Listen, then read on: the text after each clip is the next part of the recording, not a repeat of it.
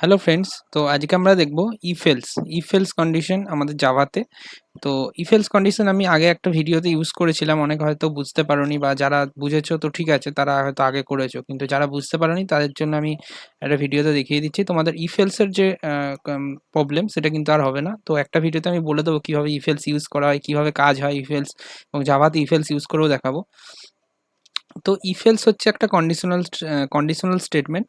তো আমরা যখন কোনো কন্ডিশন চেক করি, আমাদের কোনো একটা ভেরিয়েবল বা কোনো ভেরিয়েবলটাকে আমরা অন্য একটা ভেরিয়েবলের সঙ্গে কন্ডিশনে চেক করছি বা অন্য একটা ভেরিয়েবলের সঙ্গে কম্পেয়ার করছি, তখন আমাদের কিন্তু এই কন্ডিশনাল স্টেটমেন্ট ইউজ হয়। ওকে, তো ইফ এলস ইউজ করি।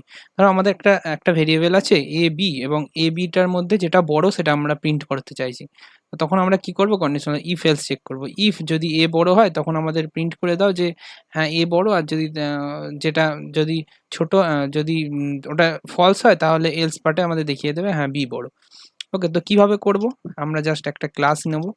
ক্লাসের মধ্যে আমরা ইফ এলস নাম দেবো, কারণ আমরা আমাদের যে এটা ছিল, আমাদের যে ফাইল নেমটা ছিল ইফেলস দিয়েছি। ওকে, তো ইফেলস নাম দিলাম। ক্লাসের মধ্যে আমরা কি লিখবো, আমরা আর আলাদা করে অবজেক্ট বানাচ্ছি না, কারণ জাস্ট আমাদের শুধু ইফেলসটা দেখানোর জন্য আমরা এর মধ্যে আমরা public static void main use করছি।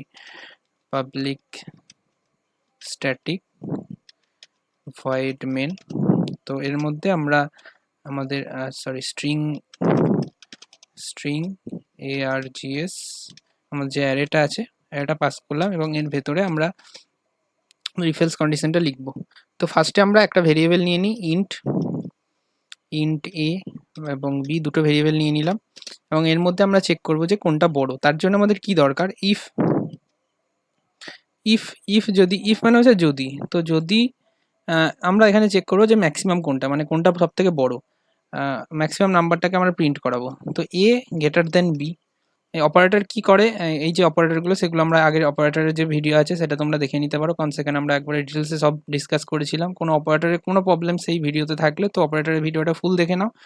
আর আশা করছি ওই ভিডিওটা দেখার পর তোমাদের যে মানে যতগুলো অপারেটর তোমরা আছে, তোমাদের যে কোনো ল্যাঙ্গুয়েজ শিখতে গেলে অপারেটরের যে লজিকটা সেটা কিন্তু তোমরা ওখান থেকে বুঝতে পেরে যাবে, কোনো প্রবলেম আর হবে না আশা করি, কারণ ওই ভিডিওটাতে আমি ফুল ডিটেলসে বলে দিয়েছি, ওয়ান শট ভিডিও বলতে পারো ফুল অপারেটরের জন্য।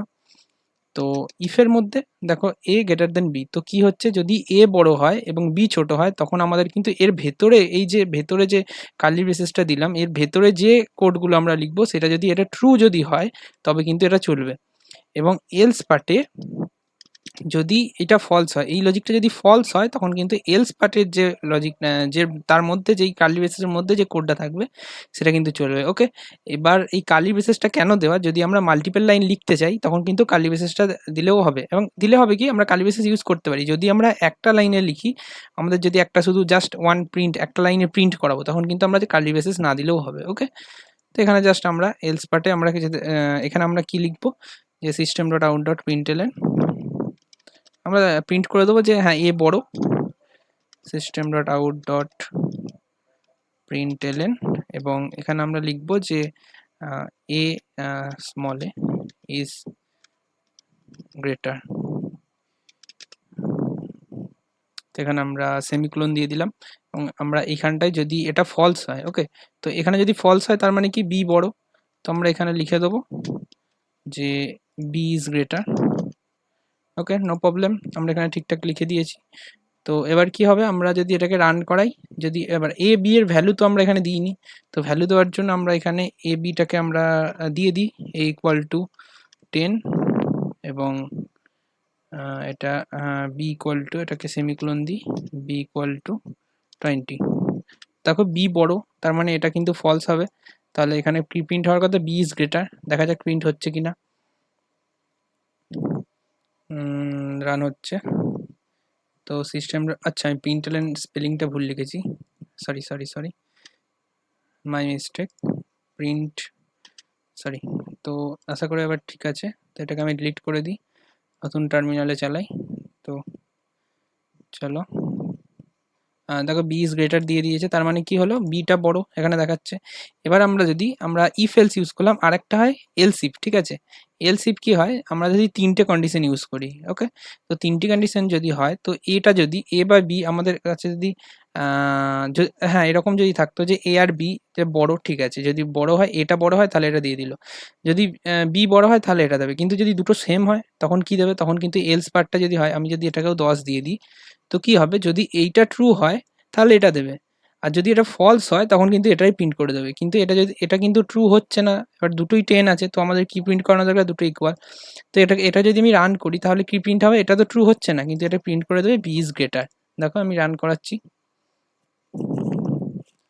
দেখো বি ইজ গ্রেটার দিয়ে দিল, কিন্তু এটা তো ঠিক নয়, তো আমাদের আর একটা কন্ডিশন দিতে হবে, যে এলস ইফ বলে একটা কন্ডিশন আছে, যদি আমরা এলস ইফ দিই, এলস ইফে যদি আমরা এরকম দিই যে এ ইকুয়াল টু বি, যদি এরকম হয়, যদি দুটো সেম হয়, তখন আমাদের কি প্রিন্ট করবে, আমরা সিস্টেম ডট প্রিন্টএলএনটাকে কপি করে নিই, এখানে লিখে দেবো যে both number are same, both numbers are same, okay. তো এটা যদি করে দিই তাহলে কি হবে, ফার্স্টে, আচ্ছা এইটাকে যদি আমরা উপরেও রাখি তাও কোনো প্রবলেম নেই, এটাকে যদি আমরা নিচে রাখি তাও কোনো প্রবলেম নেই, ওকে। যদি ফার্স্টে চেক করবে যে এ কি বড়, তাহলে দেখবে যে এ গ্রেটার, আর যদি এ ছোট হয়, তারপরে এলসিপে আসবে, এলসিপে চেক করবে এ ইকুয়াল টু বি, এই কন্ডিশনটা চেক করবে, এটা যদি ট্রু হয় এটাকে প্রিন্ট করিয়ে দেবে, এবং যদি এই দুটোর মধ্যে কোনোটাই ট্রু না হয় তখন আমাদের শেষে কি দেবে, বি ইজ গ্রেটার, ওকে।